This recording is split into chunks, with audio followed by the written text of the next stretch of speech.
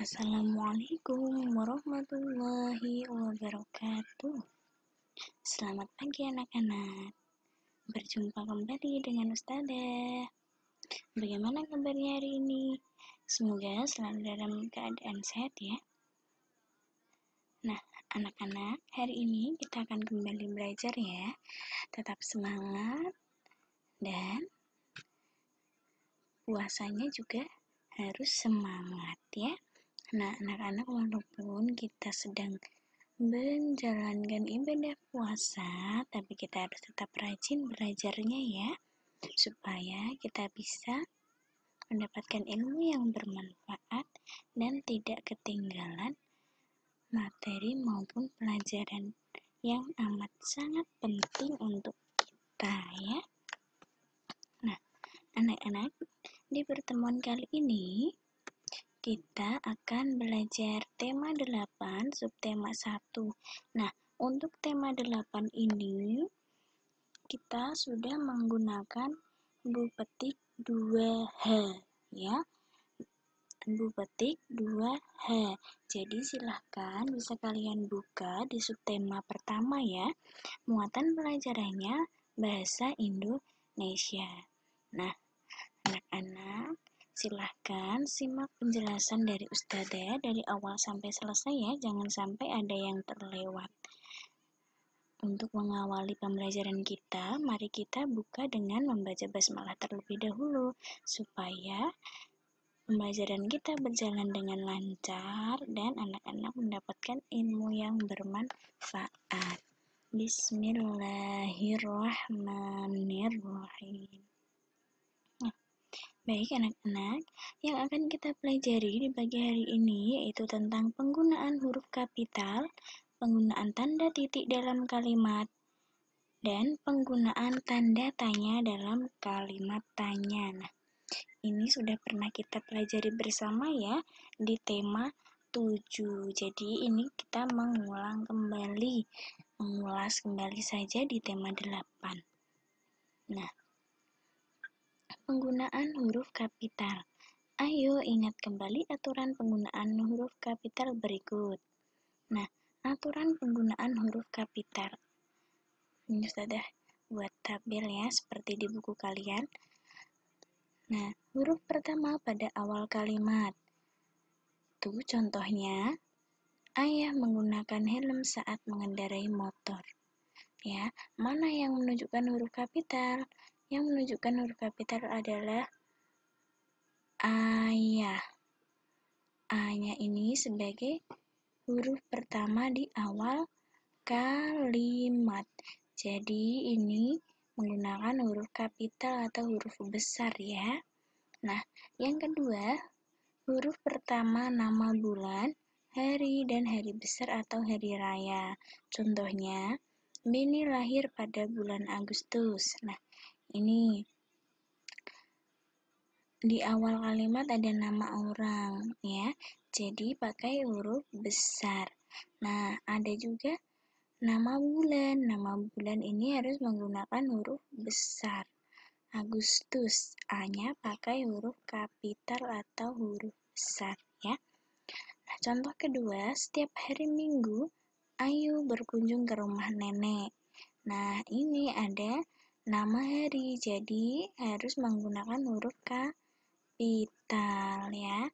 Kemudian ada Ayu. Ayu ini nama orang ya. Jadi menggunakan huruf kapital depannya.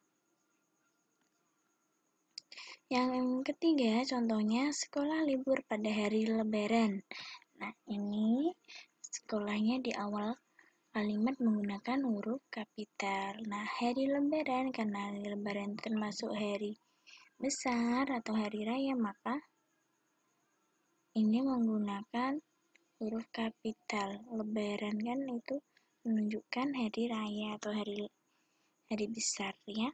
Yang ketiga, huruf pertama nama orang. Nah, contohnya setiap hari Beni membantu ibu membersihkan rumah. Nah, walaupun ini nama orangnya tidak di awal tapi berada di tengah kalimat, karena ini nama orang jadi harus menggunakan huruf kapital ya. ibu juga menggunakan huruf kapital. Sampai di sini bisa dipahami ya. Selanjutnya, penggunaan huruf kapital. Huruf kapital digunakan pada huruf pertama di awal sebuah kalimat. Huruf kapital juga digunakan saat menulis kata Tuhan dan kata ganti Tuhan. Contohnya, sebelum belajar, kita sebaiknya berdoa kepada Tuhan yang Maha Esa. Nah, jadi ini Tuhannya memakai huruf kapital. Yang Maha Esa, yangnya ini juga memakai huruf kapital. Ini ya, yang di blok huruf besarnya ini, di blok hitamnya ini adalah huruf kapital. Berdoalah kepada yang Maha Pengasih dan Maha Penyayang. Nah, ini juga menggunakan huruf kapital ya. Kamu tidak perlu gelisah karena ada Tuhan yang Maha Tahu. Nah, dari ketiga contoh ini bisa dipahami ya anak-anak. Nah, selanjutnya penggunaan tanda titik dalam kalimat. Nah, saat menulis sebuah kalimat, kamu juga harus memperhatikan penggunaan tanda titik. Ya. Nah, tanda titik itu digunakan untuk mengakhiri sebuah kalimat. Tanda titik ditulis setelah kata terakhir dalam sebuah kalimat. Nah, contohnya, Fitri dan Komang berangkat ke sekolah bersama-sama. Mana tanda titiknya? Nah, ini tanda titiknya ya, berada di akhir kalimat. Ya. Sampai di sini bisa dipahami ya. Nah, kalau sudah bisa dipahami, mari kita lanjutkan. Menggunakan tanda titik dalam percakapan. Nah, tanda titik juga bisa digunakan dalam percakapan ya. Tanda titik digunakan pada akhir kalimat. Ingatkah kamu tentang aturan penggunaan tanda titik di dalam kalimat? Tanda titik digunakan untuk mengakhiri suatu kalimat. Ya, diingat-ingat ya. Nah, ini contohnya. Contoh percakapan yang menggunakan tanda titik. Wah, hangat ya berada di dekat HP Unggun. Nah, ini ada tanda titiknya ya di akhir kalimat ya. Ini. Terus ini ada yang menjawab. Iya, kamu benar, Rudi. Nah, ini ada titiknya. Selain hangat, api unggun ini terlihat indah dan sangat terang. Nah, kemudian kalimat baru juga diakhiri dengan tanda titik. Selanjutnya ada yang menjawab lagi. Walaupun begitu, kita harus berhati-hati. Ini tanda titiknya ya. Kita tidak boleh berada terlalu dekat dengan api. Rudi, Jonas. Nah, ini di akhir kalimat ada tanda titiknya. Jadi setiap satu kalimat itu diakhiri dengan tanda titik. Dan untuk melanjutkan ke kalimat selanjutnya, itu juga nanti menggunakan tanda titik. Nah, sampai di sini bisa dipahami ya. Jadi, tanda titik itu bisa digunakan dalam sebuah percakapan. Selanjutnya, penggunaan tanda tanya dalam kalimat tanya. Ayo ingat kembali penggunaan tanda tanya dalam kalimat tanya. Kalimat tanya merupakan kalimat yang berisi pertanyaan. Kalimat tanya diakhiri dengan tanda tanya. Namanya juga kalimat tanya ya. Pasti diakhiri dengan tanda tanya. Kalimat tanya biasanya diawali dengan kata tanya. Ya, kata tanya dalam bahasa Indonesia biasanya diawali dengan kata apa, siapa, di mana, mengapa, kapan, dan bagaimana.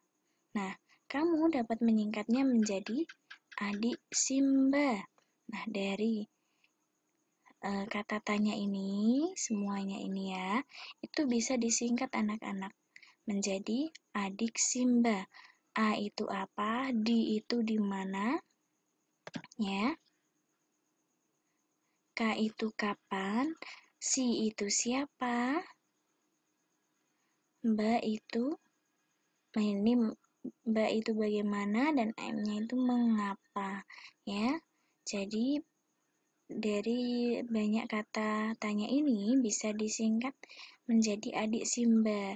Nah, ini untuk memudahkan kalian mengingat macam-macam kata tanya dan kegunaannya. Supaya mudah diingat kata tanya itu ada apa saja, maka kita mudahkan dengan disingkat menjadi adik Simba, ya. Nah, lanjutnya, kata tanya dan kegunaannya juga contoh kalimatnya. Nah, yang pertama, kata tanya apa. Apa ini digunakan untuk menanyakan benda atau sesuatu. Contohnya, apa aturan yang ada di rumahmu? Nah, yang namanya kalimat tanya pasti di akhir kalimatnya ada tanda tanya dan diawali dengan kata tanya. Nah, itu ya. Ini kata tanya apa dan di akhir kalimatnya ada tanda tanya, ya. Contoh kedua, kata tanya di mana. Di mana itu digunakan untuk menanyakan tempat. Contohnya, di mana kamu membeli boneka itu?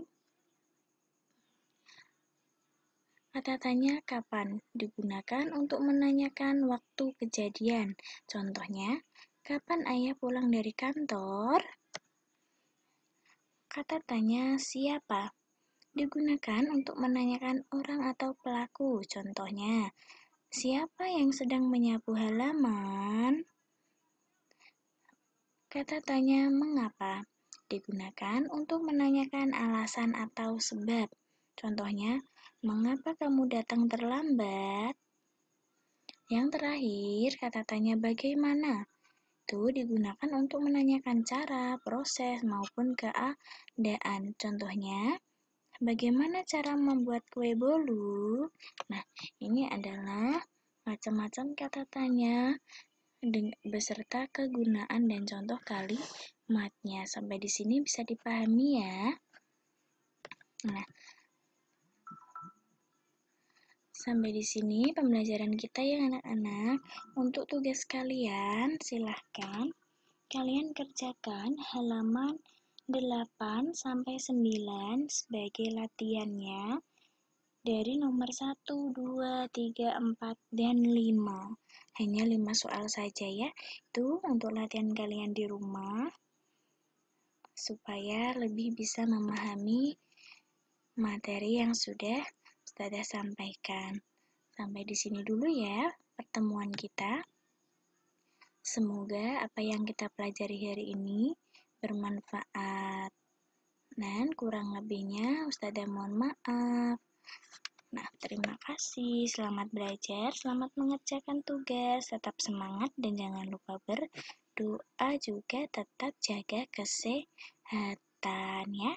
Dan tentunya semoga puasa hari ini kalian bisa menjalankannya dengan lancar ya. Nah, sekian dulu dari Ustazah ya. Sampai jumpa kembali. Wassalamualaikum warahmatullahi wabarakatuh.